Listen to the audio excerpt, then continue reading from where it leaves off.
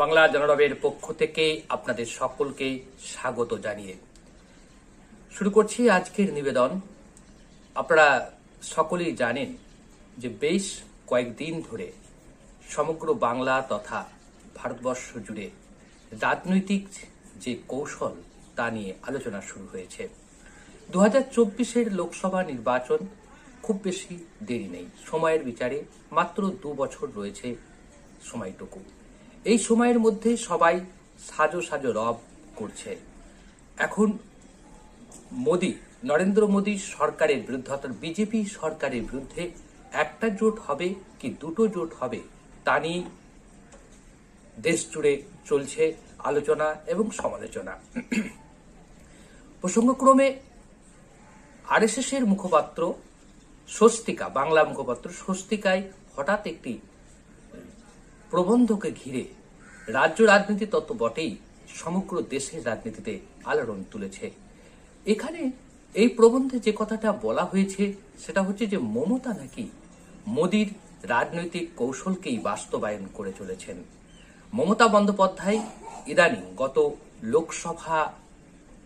গত বিধানসভা নির্বাচনের পর থেকে আমরা লক্ষ্য করে দেখেছি যে তিনি দেশের বিভিন্ন প্রান্তে বিভিন্ন রাজ্যে তৃণমূল সংগঠনকে বাড়াতে চলেছেন এবং বাড়ানোর চেষ্টা করছেন। ত্রিপুরায় গেছেন, গোয়াতে গেছেন, মেঘালয়ে গেছেন, এরকম একাধিক রাজ্যে তিনি প্রবেশ করার চেষ্টা করছেন। অন্তত তৃণমূল কংগ্রেস এবং সেই দলের যিনি সাধারণ সম্পাদক আছেন অভিষেক বন্দ্যোপাধ্যায়ের নেতৃত্বে এই সব রাজ্যগুলোতে তৃণমূলের শাখা প্রশাখা বিস্তার হচ্ছে। মমতা বন্দ্যোপাধ্যায় সম্প্রতি দিল্লি গিয়েছিলেন। দিল্লিতে গিয়ে তিনি অশোক তানওয়ারের মতো কংগ্রেসের একজন বড় নেতা, যিনি কংগ্রেস ছেড়ে দিয়েছিলেন, তাকেও দলে নিয়েছেন। আমরা হরিয়ানায় তাকে দায়িত্ব দিয়েছেন, একই সঙ্গে তাকে দায়িত্ব দিয়ে আবার মেঘালয় কংগ্রেসকে ভেঙেছেন। মেঘালয় কংগ্রেসের 12 জন এমএলএ বেরিয়ে এসে তৃণমূল কংগ্রেসে যোগ দিয়েছেন মুকুল সাংবার নেতৃত্বে। মুকুল সাংবা হচ্ছে উত্তর পূর্বাঞ্চলের রাজনীতিতে বিশেষ গুরুত্বপূর্ণ ব্যক্তিত্ব, এ নিয়ে কোনো সন্দেহ নেই। তো মমতা বন্দ্যোপাধ্যায় এসব কর্মকাণ্ডকে ঘিরে দেশের রাজনীতিতে একটা প্রশ্ন দেখা দিয়েছিল। যদি নরেন্দ্র মোদীর বিরুদ্ধে যদি ভোট করতে হয়, নরেন্দ্র মোদীকে যদি হারাতে হয়, তাহলে বিরোধী শক্তিকে ঐক্যবদ্ধ হতে হবে। ঐক্যবদ্ধ বিরোধী শক্তি ছাড়া দিল্লির মোদী সরকারকে হটানো কঠিন কাজ হবে এবং সেটা সম্ভব হবে না। কারণ মনে রাখতে হবে 2019-এর লোকসভা নির্বাচনে আমরা দেখেছি যে নরেন্দ্র মোদী 37%, বিজেপি 37% ভোট পেয়ে দিল্লিতে ক্ষমতাসীন হয়েছে। বাকি যে 63% ভোট, সেই ভোটটা কিন্তু রয়ে গেছে বিরোধীদের দখলে। অর্থাৎ ছিন্ন ভিন্নভাবে থাকা বিরোধীরা যদি ঐক্যবদ্ধ হয় তাহলে আগামী দিনে অন্তত বিজেপি সরকারকে চ্যালেঞ্জের মুখে দাঁড় করানো যেতে পারে। এরই মাঝে ঘটে গেছে কতগুলো বিষয়, সেটা মনে রাখতে হবে। যেমন কৃষক আন্দোলনকে কেন্দ্র করে এখন বিজেপির পাশে কোনো শরিক দল নেই। এনডিএর যে শরিক ছিলেন আকালি দল, তারা বেরিয়ে গেছে এবং রামবিলাস পাসওয়ানের মতো একজন দলিত নেতার মৃত্যু হয়েছে। ফলে দলিত সেনা বা তার যে দল লোক জনশক্তি, সেই দলটাও এখন বিজেপির সঙ্গে নেই। এরকম আমরা দেখব যে অনেক ছোট ছোট রাজনৈতিক দল যারা এনডিএ শরিক ছিল তারা সব বেরিয়ে গেছে। ফলে এনডিএ বলতে আর কিছু নেই, এখন যেটা আছে সেটা হচ্ছে বিজেপির সরকার। এই বিজেপি সরকারকে হটাতে গেলে যেটা করতে হবে সেটা হচ্ছে ঐক্যবদ্ধ বিরোধী জোট। কিন্তু এই ঐক্যবদ্ধ বিরোধী জোটে দেখা যাচ্ছে, অভিযোগ উঠছে বিভিন্ন মহল থেকে, মমতা বন্দ্যোপাধ্যায় নাকি এই ঐক্যবদ্ধ বিরোধী জোটকে ভাঙার চেষ্টা করছে এবং তিনি বিভিন্ন জায়গায় তার দলের নেতারা যাচ্ছেন, বিশেষ করে প্রশান্ত কিশোরের মতো রাজ্যের রাজনৈতিক কৌশলী। তিনি কখনো শারদ পাওয়ারের সঙ্গে বৈঠক করছেন, কখনো বিভিন্ন রাজনৈতিক দলের নেতাদের সঙ্গে বৈঠক করছেন এবং সেখানে তুলে ধরা হচ্ছে তৃণমূল কংগ্রেসের একমাত্র বিকল্প হতে পারে। তো এটা করতে গিয়ে যা হচ্ছে সেই বিষয়টা নিয়েই আপনাদের আমরা সামান্য দৃষ্টি আকর্ষণ করার চেষ্টা করব যে বিষয়টা আসলে কি। স্বস্তিকা পত্রিকায় যা লেখা হয়েছে তাই নিয়ে এই বাংলার বেশ কয়েকটি সংবাদ মাধ্যম ফলো আপ নিউজ করেছে এবং তারা বলতে চেয়েছে যে মমতা বন্দ্যোপাধ্যায় যে বিজেপির বি টিম সেটা প্রমাণ করা খুব সহজ হলো এবং এতদিন ধরে যারা বলে আসছিলেন বিজেপির বি টিম তাদের কথাটাই প্রায় সিলমোহর দিল স্বস্তিকা। কিন্তু আসলে কি তাই? মমতা কি সত্যিই বিজেপির বি টিম? এইটাই প্রশ্নের কারণ হয়ে দাঁড়িয়েছে, এটাই আজকে আলোচনার বিষয় হয়ে দাঁড়িয়েছে। মমতা বিজেপির বি টিম, এই কথাটা কতটা বিশ্বাসযোগ্য তা নিয়ে প্রশ্ন উঠবেই। কারণ মমতা বন্দ্যোপাধ্যায় যতটা বিজেপির বিরুদ্ধে সোচ্চার, ভারতবর্ষের রাজনীতিতে দুটি মানুষ বিজেপির বিরুদ্ধে প্রকাশ্যে মন্তব্য করেন, নরেন্দ্র মোদীকে সরাসরি আক্রমণ করেন, তিনি হচ্ছেন মমতা বন্দ্যোপাধ্যায় আর রাহুল গান্ধী। এছাড়া আর কেউ সেই অর্থে বিরোধী মুখ ভারতবর্ষে নেই। শারদ পাওয়ারও খুব বেশি বলেন না, উদ্ধব ঠাকরে মহারাষ্ট্র নিয়ে থাকেন, এর বাইরে যান না।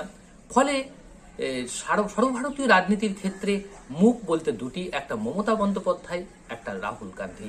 এছাড়া আর কেউ আছেন বলে আমাদের মনে হয়নি।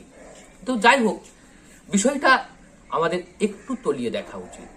মমতা বন্দ্যোপাধ্যায় একটি রাজনৈতিক দলের নেত্রী, তো স্বাভাবিকভাবে সেই রাজনৈতিক দল বিভিন্ন রাজ্যে তার যেখানে অ্যাক্সেস আছে সেখানে সে যাবে, এটা স্বাভাবিক প্রবণতা তার।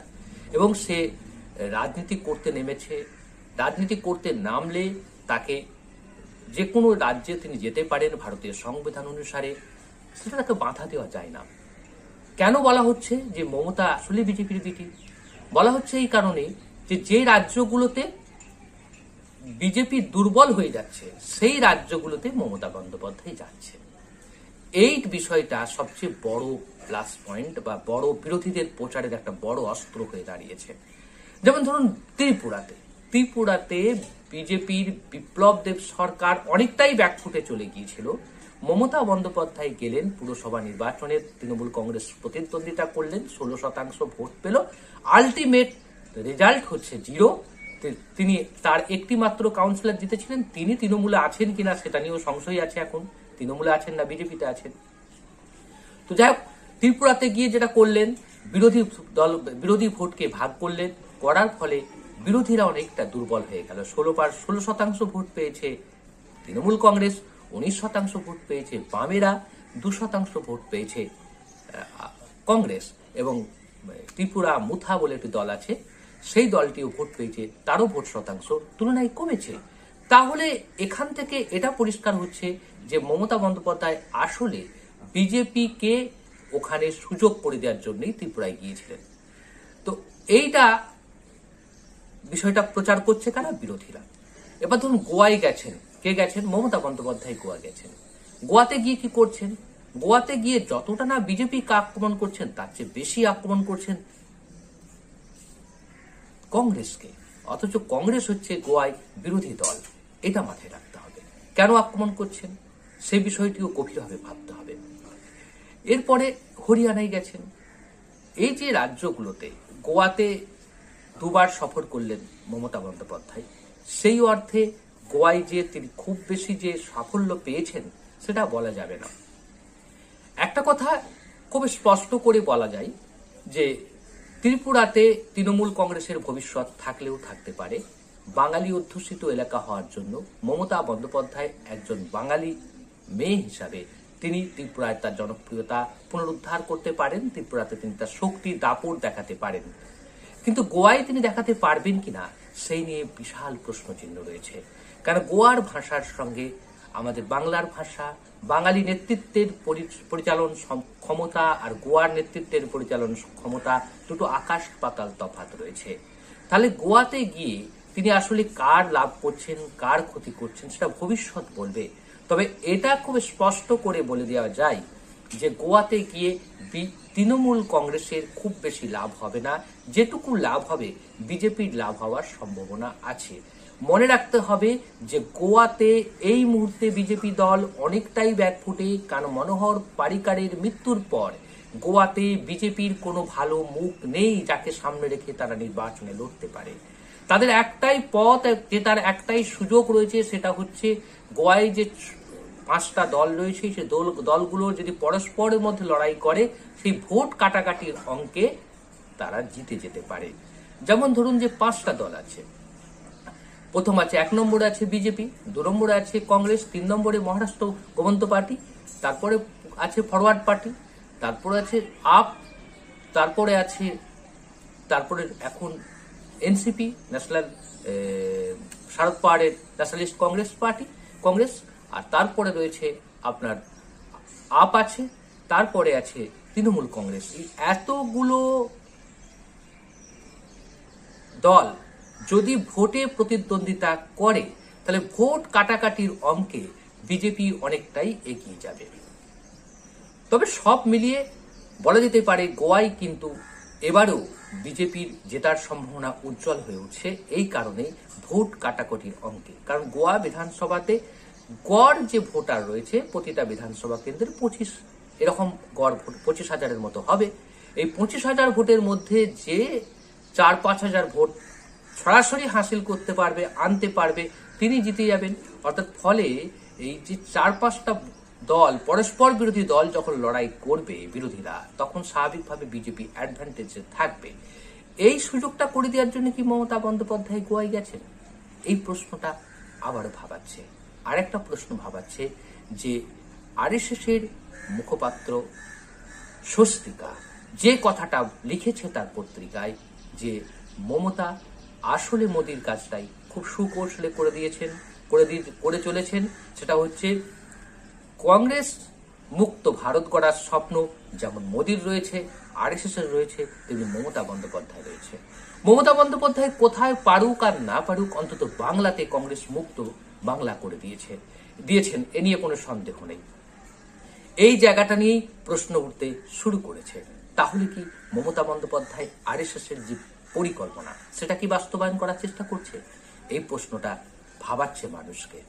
এখন এই প্রশ্ন উত্তর কি হবে সেটা ভবিষ্যৎ বলবে। তবে আমাদের কাছে যেটুকু আভাস আছে, যেটুকু পূর্বাভাস রয়েছে, সেখান থেকে আমরা শুধু এটুকু বলতে পারি যে গোয়ায় তৃণমূল কংগ্রেসের যাত্রা যেমন বিরোধী দলের অনুকূল নয়, বিজেপির অনুকূলে যাবে। ত্রিপুরাতে তৃণমূলের যাত্রা যেমন বিরোধী দলগুলোর খুব বেশি লাভ হবে না, অনুকূলে যাবে বিজেপির। একই রকম ভাবে যে আগামী দিনে মমতা বন্দ্যোপাধ্যায় যে একক অর্থাৎ তৃণমূল কংগ্রেসের নেতৃত্বে মোদী বিরোধী জোট করার আহ্বান জানিয়েছেন, সেই আহ্বানের নেপথ্যে রয়েছে বিজেপির কে জেতানোর একটা পরিকল্পনা নয় তো? এই প্রশ্নটা সবচেয়ে বড় ভাবাচ্ছে সাধারণ মানুষকে। এখন এই প্রশ্নের উত্তর দেওয়াটা খুব কঠিন এবং খুব সহজ নয়। এই বিষয়টি স্পষ্ট করে বলা যেতে পারে যে রাজনৈতিক নেতা হিসাবে বা রাজনৈতিক দলের একজন নেত্রী হিসাবে বা তৃণমূল কংগ্রেস তার দল হিসাবে তিনি যে কোনো জায়গায় প্রতিদ্বন্দ্বিতা করতে পারে, খুব সহজ সমীকরণ। তবে একটা বিষয় স্পষ্ট করা দরকার, মমতা বন্দ্যোপাধ্যায় আসলে আমার মনে হয়েছে যে বিজেপি এবং আরএসএস-এর যে চক্রব্যূহ, যে পরিকল্পনা, তাদের যে ব্লু প্রিন্ট, তাদের যে চিন্তা ভাবনা, সেই চিন্তা ভাবনার মধ্যে কোথাও একটা প্রবেশ করে ফেলেছেন অজান্তে। কিছু হোক আর না হোক, এই বার্তাটা যদি পশ্চিম বাংলার প্রতিটা নাগরিকের কাছে পৌঁছে দেওয়া যায় যে মমতা বন্দ্যোপাধ্যায় আসলে মোদির বা বিজেপির বিটি, তাহলে ভবিষ্যতে সবচেয়ে বেশি ক্ষতিগ্রস্ত হবে তৃণমূল কংগ্রেস। এ নিয়ে কোনো সন্দেহ নেই। কারণ তৃণমূল কংগ্রেসের এখানে যে কমিটেড ভোট ব্যাংক রয়েছে, যে ভোটটা তৃণমূল কংগ্রেসের বাঁধা ভোট ব্যাংক বলা হয়, সেই ভোট ব্যাংকে সবচেয়ে বেশি আঘাত করবে এই প্রচার। বিশেষ করে স্বস্তিকাতে যে কথাটা লেখা হয়েছে, সেই লেখাটা নিয়ে এখনো পর্যন্ত তৃণমূল কংগ্রেসের নেতৃত্বের পক্ষ থেকে কোনো প্রতিক্রিয়া দেওয়া হয়নি। এই রাজ্যের সংখ্যালঘু জনগোষ্ঠী এবং আদিবাসী জনগোষ্ঠী এবং দলিত মানুষদের কাছে এই বার্তাটা স্পষ্ট যদি ধরা পড়ে যায় যে মমতা বন্দ্যোপাধ্যায় বিজেপির বিটি, তাহলে আগামী দিনে মমতা বন্দ্যোপাধ্যায়কে সুদূর ভারতবর্ষ তো দূরের কথা, অন্যান্য রাজ্যে তো তার সাফল্য পাত দূরের কথা, বরং তার বিজয়রথ বাংলাতেই থমকে যেতে পারে। অতএব মমতা বন্দ্যোপাধ্যায়কে খুব সতর্ক হয়ে পথ চলতে হবে। আরেকটা কথা স্পষ্ট করে আগেও বলেছি, আমরা আবারও বলছি, দিল্লিতে মোদী বিরোধী জোটকে বিশ্বাসযোগ্যতা, গ্রহণযোগ্যতা করাতে হলে অবশ্যই কংগ্রেসকে সঙ্গে নিয়েই করতে হবে। তা না হলে সেই জোট বিশ্বাসযোগ্যতা পাবে না, গ্রহণযোগ্যতা পাবে না। এ নিয়ে কোনো সন্দেহ নেই। তবু বলবো, রাজনীতিতে কেউ বন্ধু নয়, কেউ শত্রু নয়। কখন কার কে বন্ধু হবে কেউ বলতে পারে না। কিন্তু একথা খুব পরিষ্কার বোঝা যাচ্ছে যে পরিকল্পনাটা, চিন্তা ভাবনাটা, ব্লু প্রিন্টটা, আরএসএস এর যে ব্লু প্রিন্ট, আরএসএস এর যে চিন্তা ভাবনা এবং বিজেপির যে পরিকল্পনা, সেই পরিকল্পনাতে কোথাও না কোথাও তৃণমূল কংগ্রেস পা ঢুকিয়ে দিয়েছেন।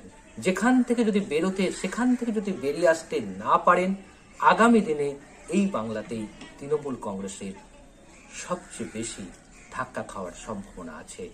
গোয়া ছেড়ে দিন, ত্রিপুরা ছেড়ে দিন, হরিয়ানা ছেড়ে দিন, উত্তরপ্রদেশ ছেড়ে দিন, দিল্লির মসনদে প্রধানমন্ত্রী মমতা বন্দ্যোপাধ্যায় হবেন কি হবেন না সেটা পরের প্রশ্ন।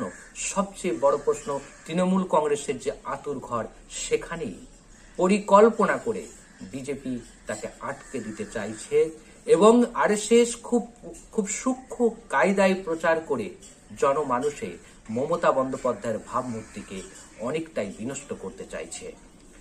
তা না হলে, যদি গোপন আঁতাত থাকে তৃণমূল কংগ্রেসের সঙ্গে আরএসএস এর, তাহলে অন্তত এই কথাটা প্রকাশ্যে তারা বলতো না, বলা সম্ভাবনা নয়।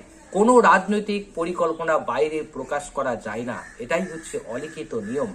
সেই অলিখিত নিয়মের বেড়াজাল ভেঙে যেভাবে আরএসএস খুব সূক্ষ্ম কায়দায় এই বিষয়টিকে প্রচার করলেন এবং তার পত্রিকায় ফলাও করে প্রকাশ করলেন, তা নিয়ে অবশ্যই বাংলার মানুষকে চিন্তা করতে হবে।